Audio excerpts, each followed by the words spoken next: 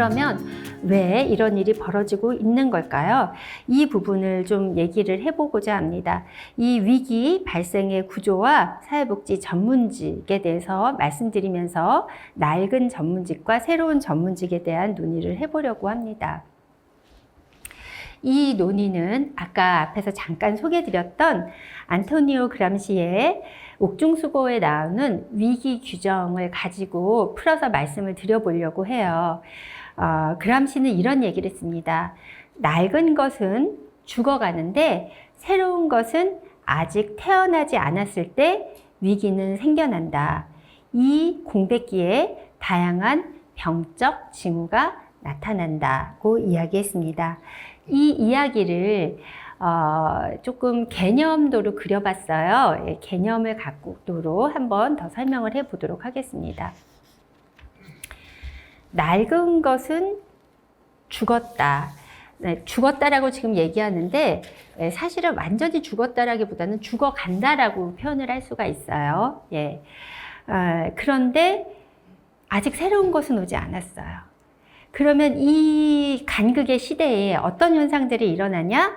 위기가 발생한다라는 거예요. 그 위기는 뭐의 위기냐면은 권위의 위기이고 정당성의 위기이고 권력의 위기이고 헤게모니의 위기라는 이 얘기들이 다 비슷한 개념들입니다. 다시 말하면 지금 이 시대를 이런 여러 가지 문제들을 타개해 줄 수 있는 어떤 권위 있는 것이 부재하다는 거예요. 권위의 어떤 그 이름을 걸고 자리를 하고 있을지라도 사람들이 인정하지 않는다라는 거예요. 예를 들면, 자, 만약에 어떤 어떤 단체가 우리를 대표한다고 했을 때 사람들이 그 단체 정말 인정할 만해 라고 하느냐, 또는 어떤 그 직위에 있는 사람, 높은 어떤 지위에 있는 사람을 우리가 저 사람이 정말 우리를 위해서 하고 있고 저 사람이 우리의 리더야 라고 이렇게 우리가 그만큼의 정당성을 부여하느냐 한다는 거예요. 그러면 자, 사회복지를 여기에 적용할게요. 사회복지는 이 시대에 이 정당성에 있어서 아까 어떻다고 말씀드렸죠? 약간 위기가 지금 보이고 있다라는 겁니다. 그 위기는 어떤 방식으로 드러난다고요? 불합리와 부조리와 난맥상으로 나타나는데 이때 이런 그 불합리와 부조리와 난맥상을 병리적 징후라고 얘기한 거예요. 그게 아까 말씀드린 모비드 피노미난이라고 하는 개념입니다. 그래서 제가 이미 이 병리적 징후에 대해서 설명을 드렸어요. 지금 이거는 뭐 꼭 제가 설명드리지 않아도 선생님들께서 다 직간접적으로 경험하고 있는 그런 현상들이라고 말씀을 드릴 수가 있겠습니다. 이러한 구도에 따라서, 다시 말해서 그람시의 위기 규정에 따라서 시대를 읽고 있는 그런 사회 철학자들이 있는데요. 대표적으로 도널드 사순이라는 학자는 우리 시대의 병적 징후들이라는 책을 통해서 지금 그 전 세계적으로 인류 역사상 그 경제적인 성장을 구가하면서도 대규모 빈곤이 여전히 기승을 부리고 있는 서구 사회의 모습을 분석하면서 이 신자유주의의 시대가 가고 있다 라고 얘기하고 있다. 한마디로 신자유주의 시대가 병적 징후를 보이고 있다라고 진단하고 있고요. 그 다음에 낸시 프레이저는 아예 그람시의 그 말을 따서 책 제목을 지었는데, 낡은 것은 가고 새 것은 아직 오지 않은 이라는 책을 통해서 미국 사회를 진단하고 있는데요. 여기서 그 내용을 뭐 아주 세부적으로 다루기는 그런데, 한마디로 미국 사회가 지금 직면하고 있는 이 위기는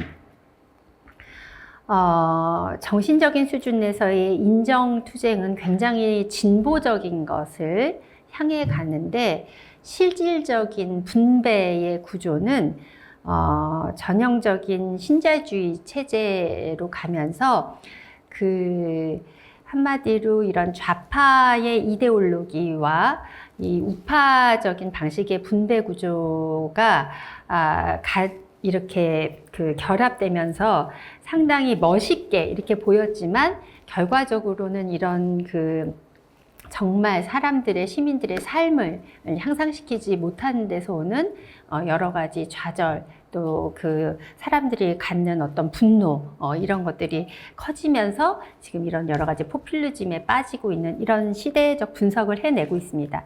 근데 저는 지금 사순이나 또는 프레이저의 이 얘기를 자세히 하고 싶은 것이 아니라 이런 대표하는 이런 학자들을 비롯해서 많은 사람들이 이 신자유주의, 다시 말하면 경쟁지상주의, 효율성의 담론, 그 다음에 인간의 역량 중심의 사고, 예를 들면은 조직에서도 이제 성과급 위주의 어떤 이런 운영들, 이런 것들이 수명을 다해가고 있다.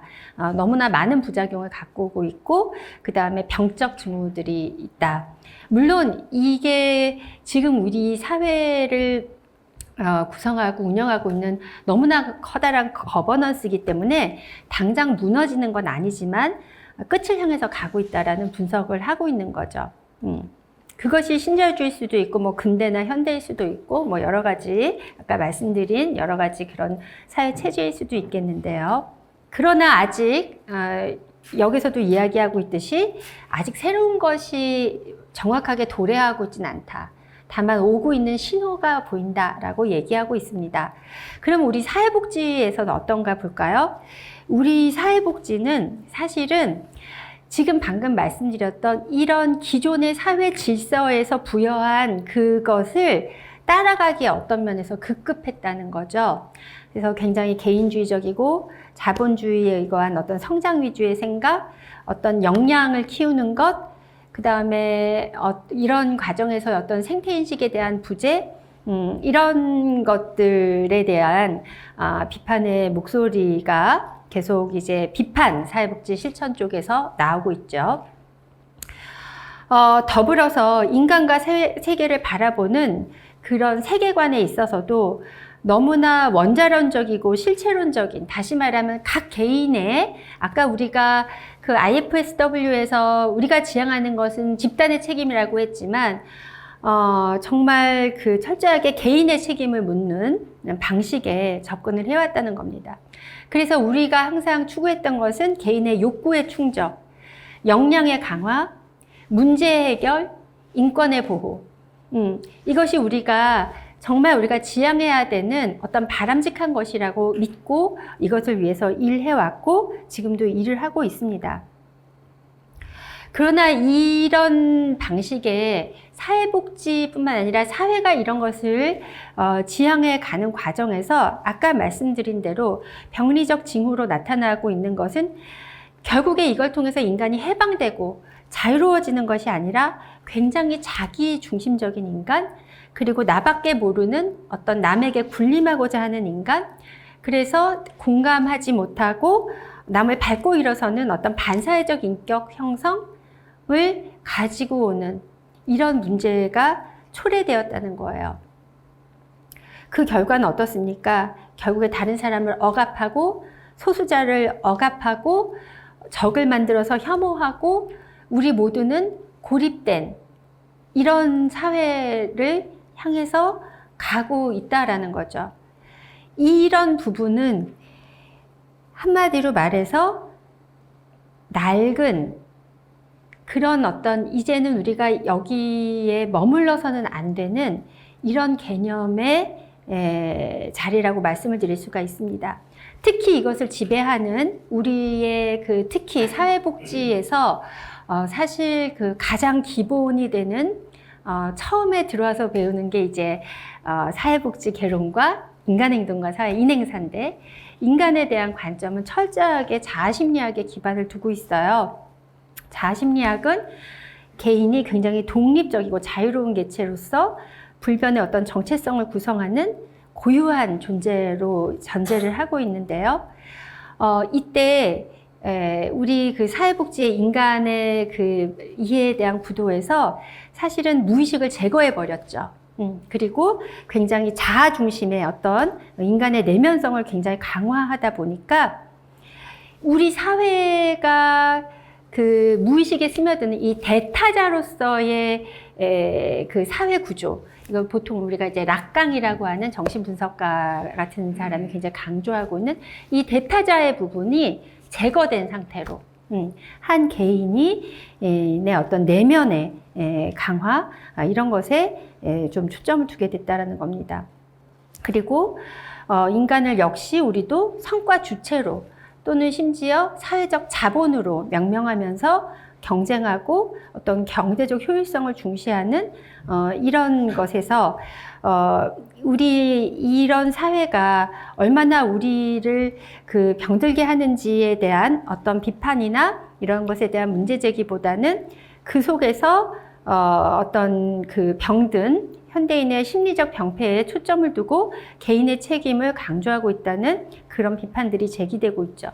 그래서 우리 한 몇 년 전에 정말 광풍처럼 몰아친 레디컬 헬프라고 하는 책을 쓴 힐러리 코텀은 이런 얘기를 했습니다.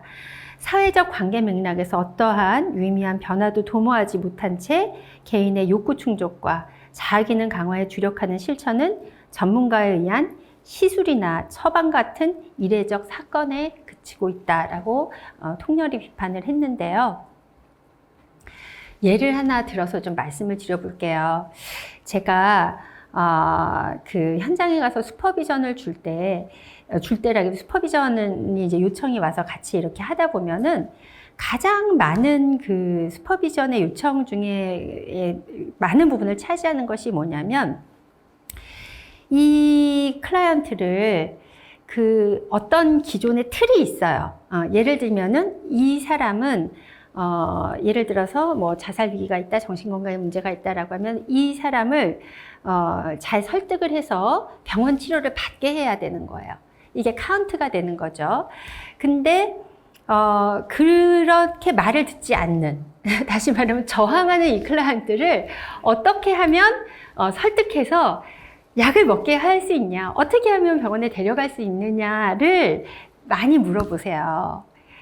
그런데 그 클라이언트의 삶을 들여다보면 이 사람이 이렇게 우울하고 죽고 싶은 마음이 들어서 삶을 포기하게 될 정도의 것이 우울증은 있죠. 그렇게 되는 상황에서.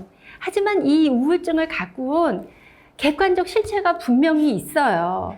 예를 들면 빈곤이 있고, 그 다음에 부모님에게 학대당하고 있고, 그 다음에 친구들에게 왕따당하고 있고, 학교에 적응하지 못하는 이런 문제들이 있어요. 이런 문제들을 다 놔두고 이 친구가 정신과에 가서 약을 잘 먹는다고 해서 이 문제가 해결될 거냐는 거예요. 근데 주어진 과업은 이 사람을 몇 건을 연계했느냐가 중요하기 때문에 이 사람이 처한 우리가 교과서에서 많이 배웠다 하더라도 이 부분에 대한 시각이 차단되어 있는 경우들이 있다라는 거죠. 왜냐하면 우리 시대의 담론과 우리 시대의 헤게모니를 갖고 있는 거는 이 의료 담론이기 때문에 거기에 자칫하면 좀 제가 표현을 강하게 하면 하수인의 역할 같은 것들을 하고 있는 경우도 많다라는 겁니다. 이런 개념에서 지금 말씀드리는 이 자아심리학이 다 나쁜 건 아니지만 한계가 분명히 있음에도 불구하고 저희가 이것이 마치 어떤 진리인 것처럼 이것이 다인 것처럼 생각하고 있는 것은 문제가 있다라는 거죠. 이것이 아닌 비판 심리학들이 있어요. 새로이 출현하고 있는데 이런 것에 대해서 저희가 얼마나 관심을 갖고 공부를 하고 또 가르치고 이러고 있느냐에 대한 돌아보는 계기가 저희가 반드시 필요하다. 이 심리학적인 것 말고 저희의 역할 측면에서는 어떤가요? 대표적으로 이제 이런 기능주의적인 사회학의 그 측면을 비판한 아도르너라는 독일의 사회학자가 있죠. 이분은 이런 얘기 하셨어요. 사회학은 사회의 본질, 즉 사회의 객관적인 운동 법칙을 탐색하는 것이어야 하는데, 현재 주류 사회학적인 접근은 세부적인 사실만을 모아놓은 실증주의, 증거주의나 어떤 건 반대로 아주 구체적인 몇 개의 수치를 갖고 이렇게 증명됐다라고 하는 이런 방식이거나, 아니면 과도하게 관념적이고 이념적으로 어떤 이데올로기적인 것에 치우쳐서 사실을 넘어선 사태를 파악하고 비판하는, 다시 말씀드린, 아까 말씀드린 우리가 살아가고 있는, 이 시대의 사람들이 살아가고 있는 우리 시대에 보여주는 이런 문제들을 제대로 파악하고 비판하는데 한계를 보이고 있다라는 것입니다. 그래서 이런 통찰과 비판 기능을 상실한 채 이런 기능적인 역할만 수행하다 보면은 더 좋은 사회를 구상해야 하는 사회학의 역할을 방기하는 결과를 갖고 온다고 했어요. 저는 이 아도르노의 말을 저희 사회복지에 그대로 적용할 수 있다고 생각합니다.